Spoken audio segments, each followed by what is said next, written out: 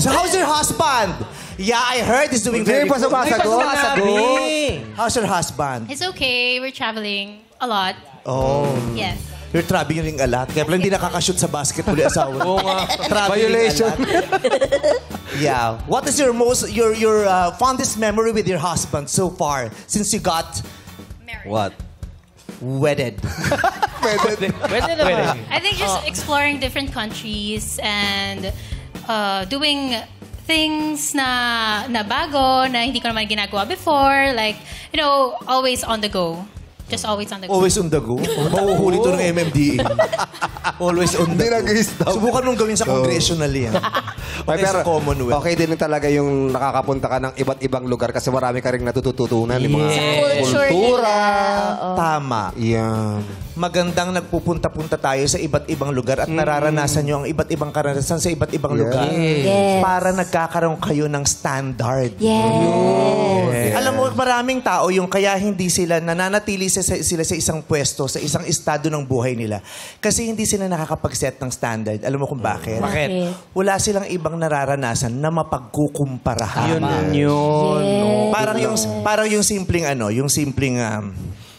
sanay ka sa mainit na kwarto. Yes. Dahil sanay ka sa mainit na kwarto at sinasabi mo, okay lang ako sa mainit na Ito kwarto. na yun. Kasi hindi mo pa naranasang maka-aircon. Yeah. Pag naranasan mong matulog sa aircon, sasabihin mo, ang sarap pala. Magkakaroon ka ng bagong standard. So sasabihin mo, ay, magtatrabaho ako ng mahusay, mag-iipon ako para makapagpa-aircon ako kasi masarap pala yung pakiramdam ng hindi masyadong mainit sa bahay.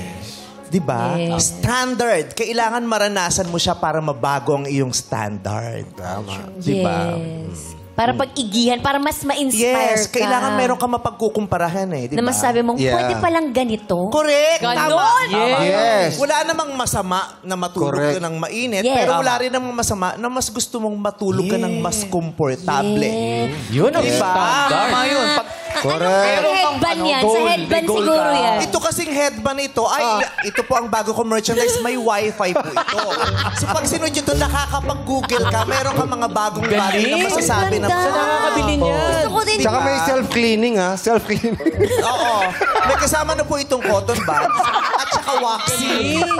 Nawawax ang tenga mo. Apat na yung tenga mo ngayon. Yung ganun parang, diba, kaya maganda nakakapunta ka sa ibang bansa. Yes. Kasi sabi mo, hindi, okay. Akala mo yung may mga bagay na okay na. Yes. Kasi hindi mo nakikita yung ibang lugar na, ay, na mas okay pala Wala yun. kumpare. Yes. Correct. Pero may ibang pagkukumpara na hindi natin tinitignan na masama. Titignan natin siya as inspiration. Inspiration. Dapat ganon, inspiration. Standard. Pag, For you to set a standard. tama.